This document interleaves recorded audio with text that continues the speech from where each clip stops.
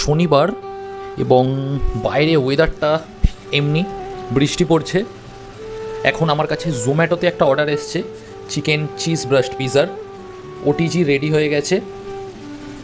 মজার জিনিস হলো এখন সময় হলো রাত 2:30।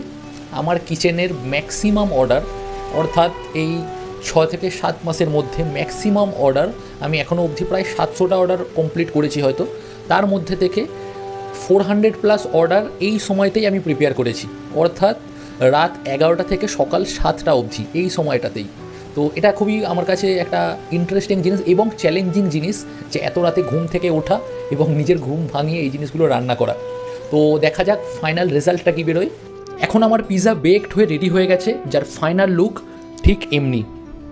কাস্টমারের স্পেশাল ইনস্ট্রাকশান ছিল যে তার 3টে প্যাকেট অরিগ্যানো এবং 3 প্যাকেট চিলি ফ্লেক্স লাগবে, যেটা আমি রেডি করে দিয়েছি এবং অর্ডারও মার্ক ফুড রেডি হয়ে গেছে।